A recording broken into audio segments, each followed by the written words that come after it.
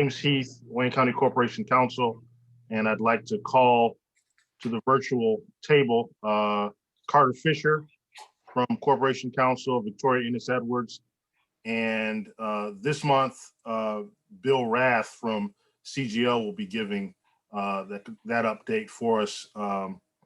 Instead of Jay Shandor, he's in the penalty box. He's somewhere where it's 65, 70 degrees, and so we're not going to allow him to speak today. So I appreciate you giving us the opportunity, as you do every month. I know that you had a longer than normal full board today, and so luckily for you, we don't have as robust of an update as we've had in the past. We have not had any change orders since we last spoke with your committee, Commissioner Anderson. Although I would like to report that, as we've said in the past, we've had a kind of a running list of issues we were discussing with Rock, the developer, on changes to the project. And our discussions were whether these were changes that were the responsibility of the developer or things that the county were requesting in addition to the basis of design. We've had some really productive conversations over the past 10 days or so with Rock, and we believe that we've reached some agreements on the vast majority of those issues. And so I anticipate that probably by next month's meeting, before next month's meeting, you will likely have some resolution, some of those issues. Some will be changes, we'll be requesting additional funds potentially, and we'll tell you the compromises on others. And so that's all I have to report on that, but there will be some issues forthcoming prior to our next committee meeting. And so, as always, we'll provide you with that information as you are part of our committee to go over those things. You'll have, or rather our panel, you'll have that information before anyone else, and we can jointly brief this committee on how things shake out. So just wanted to let you know that, Commissioner Anderson. I'm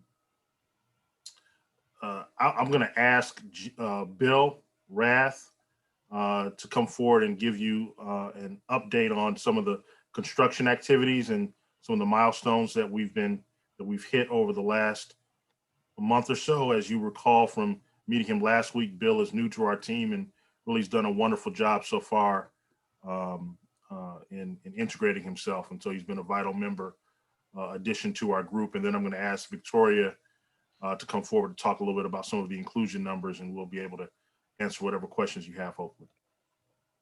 Bill? Sure, James. Can you hear me? Yeah, good. So there's a document that James, you sent on to the commission that describes the construction progress at a good level of detail. I'm not going to read that document. I think the team has that. I think at a higher level, the project has attained 560,000 man hours of work effort project to date, which is a big number, right? And there are no new reportable injuries in the month of January. So that's an important marker also from a safety perspective. And there's been no major COVID outbreaks on site, and that's of course very important. And we have not detected any supply chain impacts from COVID in general. So the project is moving forward on track for quality, cost, and delivery.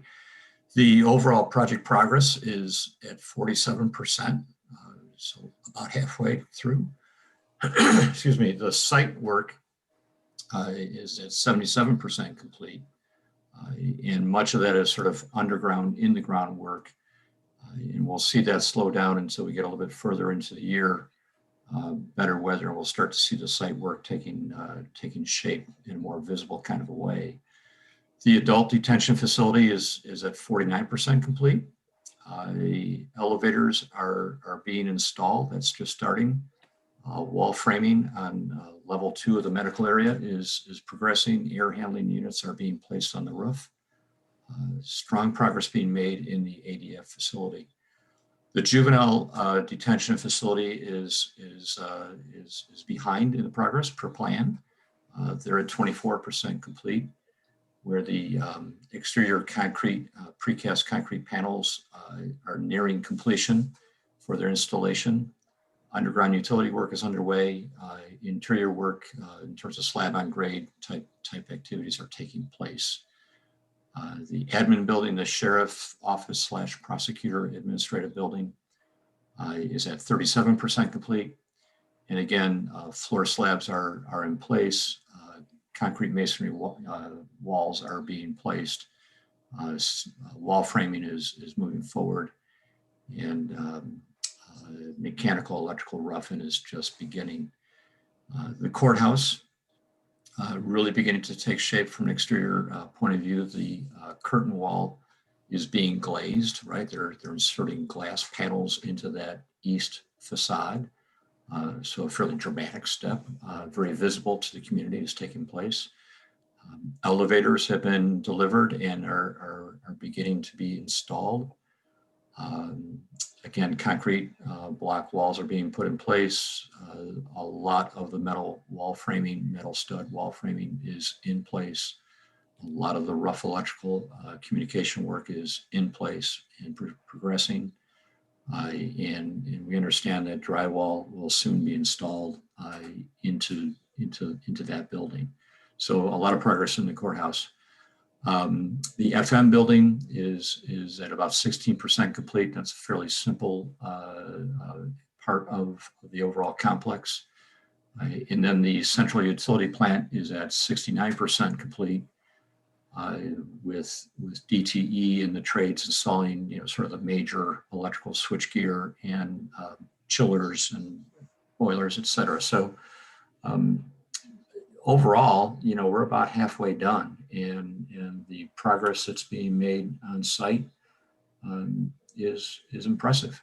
They're making it happen. So there's a more complete report that's been provided to you. If there's any kind of questions on that, I can be happy to respond to those as best I can at the moment. So James, does that meet the target? It does. Super. The one thing I have had a question on is, have we run into any additional environmental issues?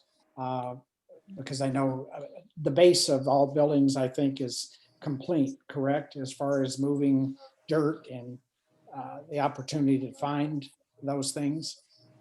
Yeah, I think Carter's on point to talk to the environmental issues. Okay, that's fine. Thank you. Any questions from other committee members at this point? Commissioner Anderson, I have a quick question. With a lot of the critical infrastructure workers being considered for vaccination, I think very soon, if not they're already at that stage, are there any plans like for those workers that are working at the center, at the site to be vaccinated? Is there any plans for that? Mr. Heath, would you? The county, Commissioner Baydoun, has not been involved in the scheduling of vaccinations for the workers specifically, but the companies and the contractors who they work for may have, and I know that that may have come up in some of the internal meetings. Bill or Jay, do you all have any information about vaccinations with respect to the subcontractors or contractors? I don't have any specific information on that point. I think up till now, the work site has been very well ventilated, a lot of outdoor air flowing through, and the density of workers is fairly light on a per square foot basis. And on the basis of my walkthroughs, my observations are that people are masking consistently. And they're socially distancing, as a function of their work. So I think those are really the basis for our success to date. As the project moves forward, I think, Commissioner, your concern is a valid one. As we close up the building, right? Do we continue to ensure that we have adequate ventilation? And as the work gets more detailed, are we able to maintain that separation? So I think let's ask that question and report back next month on that. Yeah, Jan, that's an excellent question, Commissioner Baydoun. Not one that I have the answer to, but we'll look into it and get back to you prior to our next meeting. Thank you for that. Thank you. Great. Any other commissioners and committee members have a question or comment right at this point? If there's not, then we'll move on to Carter. Sure. Thank you, Commissioner Anderson. Carter Fisher with Wayne County Corporation Council. We did recently receive an update from ROC, just a new projection of environmental costs that's pretty consistent with the last set of projections that we got in fall of 2020.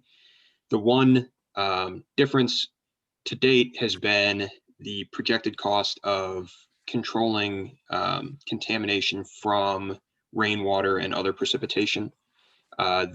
Between the projected cost still to go in the contract and the cost that they currently bill us, there was a change of about $60,000 between this most recent projection and the last one.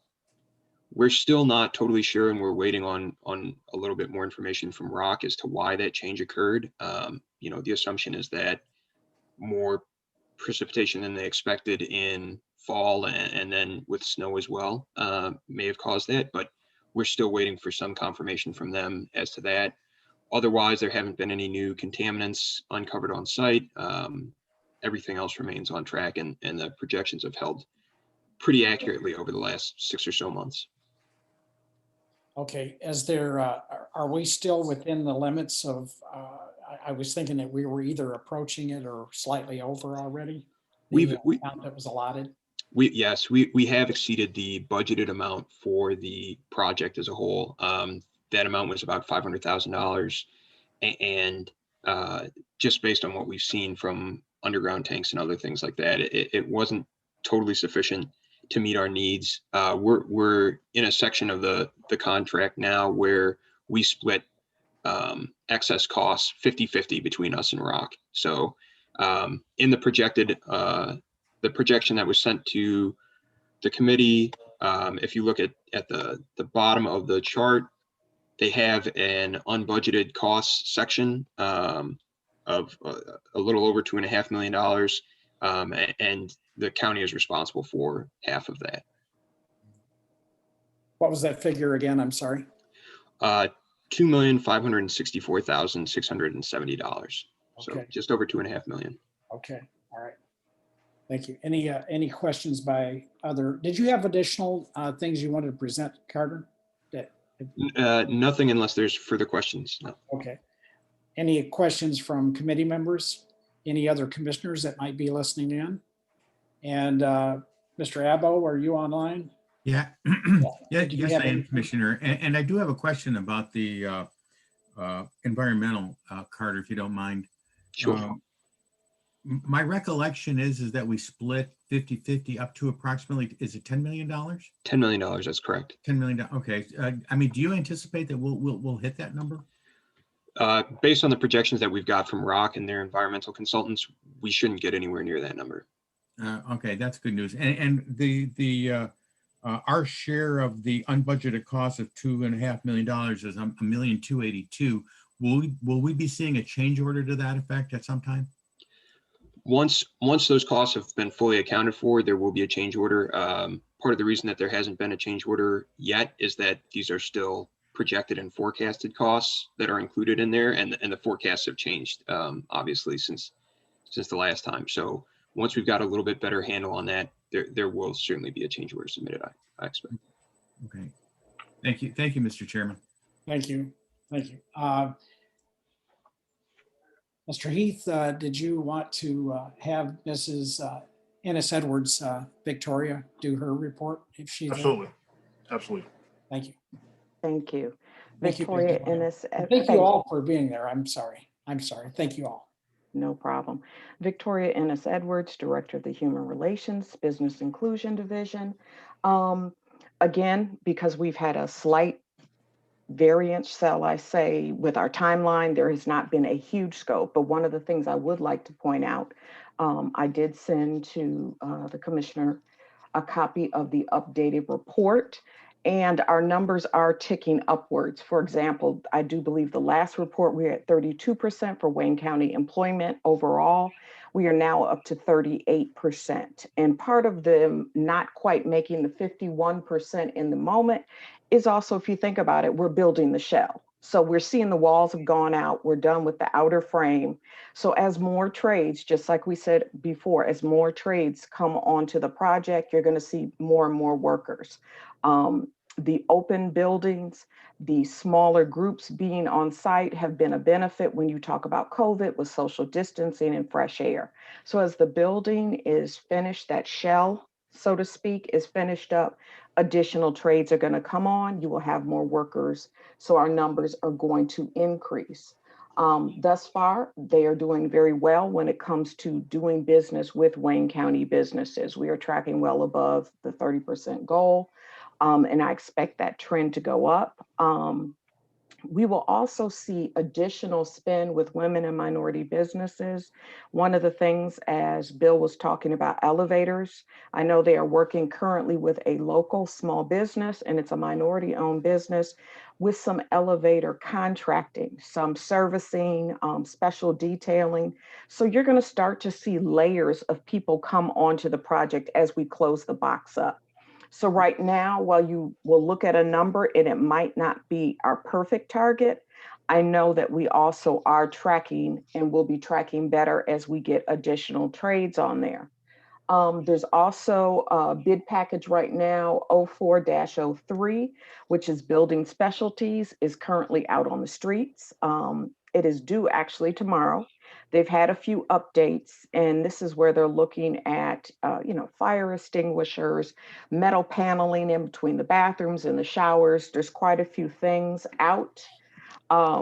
So that bid package, we're looking for some additional inclusion goals, milestones to be hit, as well as the FF&E. That is coming further down the turnpike, but we've been doing a lot of preliminary work with HOK and CGL, going through the specs, making sure that we're not missing items, that everything that we need is in the FF&E.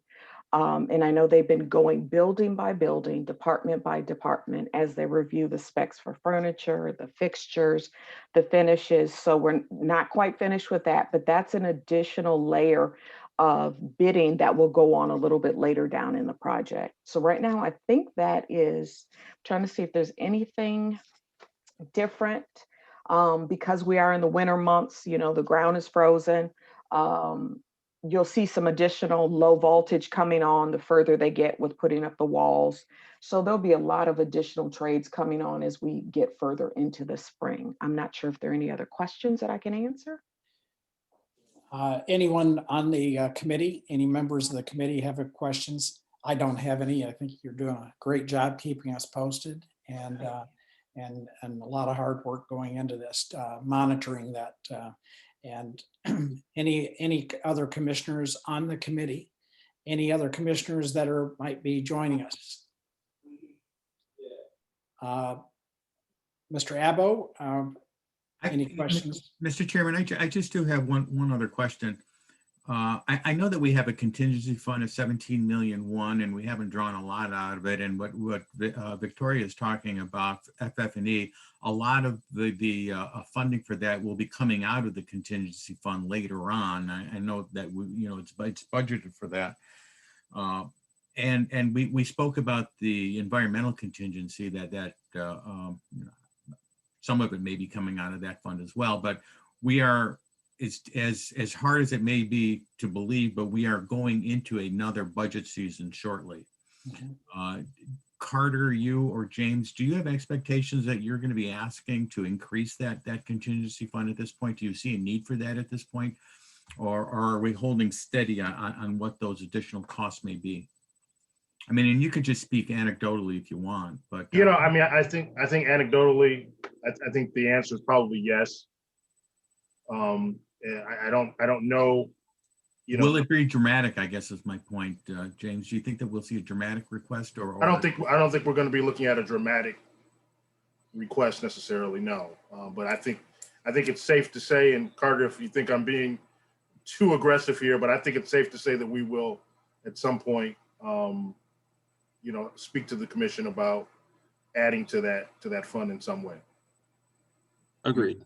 I mean, can you talk as to what that request may be, what the areas are that you're thinking about? Or are you not ready to address that? Yeah, I mean, I'm not ready to put something on the record at this point. So if you'll give me another few months and we continue to see how some of these other major discussions that we're having with Rock and our in shake out, I'll give you a better idea at that point. But I think that's all I'd feel comfortable committing to at this point. Okay. Thank you. Thank you, Mr. Adlo. I'm just trying to remember, we just recently received not for the full committee to have to review, but there was a small increase. Mr. Heath, I don't know if it was within the last couple of weeks. Yeah, I think some issues related to our cafeteria. Well, there was that, but I believe there was something after that, after we approved that. After the special committee on the changes. I'm not remembering the one after that, Commissioner. Okay. Do you have a recollection of that? Card readers, was that the issue, Mr. Chairman? That was it. That was it. Yes. Mr. Card readers and data drops for the conduit. I think the number was about $20,000. Yeah. So yeah, I mean, it's not a large one. As with respect to this, for instance, the data drops. Whenever we add work locations or workstations within the facility, the employees there are going to need to be able to access the various networks, and so that requires a data drop in that location, not just an electrical outlet. And so there's a relatively standard, depending on where we're talking about in the building, rate for that we have to add when end user says, well, we need, if you have a room that's initially designed for 4 people, but let's say the department needs 7 people to perform a particular function, and we redesign things, there's going to be added drops for that. And so that's when we refer to those drops, that's what we mean. Okay. As far as those other changes that you anticipate that you didn't want to go on record with, I just wanted to say for the record that I hope you'll be watching that very close, because as you and all others I think involved with this have been trying their best to try to keep these costs down and these increases certainly to a minimum. And so I hope that'll pencils will be sharpened and caution will be there because. So there's no doubt about that, Commissioner. And our partners with CGL do an excellent job of fully vetting any of the changes that our end users would like to see, first for determining whether it's something that we truly need, then for making a determination of whether it's something that the developer should bear the responsibility for paying for. Right. And when there's some sort of compromise, or ambiguity there, that's when we enter into discussions with the developer and try to reach some sort of agreement. And so whenever we have brought something to your attention, or at least I'd say 95% of the time with respect to a change, it's after dozens of hours of negotiation and discussing with Rod. And for the most part, there's some sort of give on both of our sides with respect to that. And so we are doing our level best to be faithful stewards of the county's money with respect to that. Yeah, thank you. So any other comments from folks you brought today that they wanted to mention? And if there's not, then I'll ask again, any commissioners that are on the committee or any other commissioners have any additional questions? I don't have a question, but thank you for the update. It's great. This is Terry. So thank you for the update. It's great. It's really promising too, especially through the cold winter and COVID, and you're doing a great job. Thank you. Thank you very much, Commissioner. Thank you, Commissioner Moran. Okay, Mr. Chair, I'd just like to say, thank them for the emails in between the meeting as well, keeping us abreast of what's going on and trying to get us that information prior to the meeting. So Yeah, Commissioner. I appreciate that. If you're not getting something, please let me know and we'll make sure that we rectify that. And are there any other Thank you. commissioners? You're welcome. You're welcome. Any other commissioners? Anyone else? Guess we could go, Madam Clerk, to move the agenda. Item E, such other matters as may be properly submitted before the committee. I'm not aware of any. Are you, Madam Clerk? No. Being none, go to the next item on the agenda. Item F, public comments. Do we have any emails, Madam Clerk, or any messages on chat? I have none, Chair. Okay. Maybe we should open the, take the mute off to see if there's any other comments from anyone else. And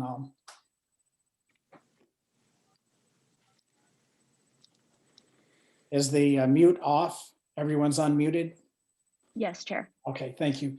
Are there anyone from the public wishing to make comments? Any public comments? Any public comments? Seeing none, move the agenda. Item G, adjournment. I have a motion to adjourn. And thanks everyone for Move being, to Move adjourn. to adjourn, support. thank you all. Move And to adjourn. we're adjourned. Thank you. Thanks, everyone.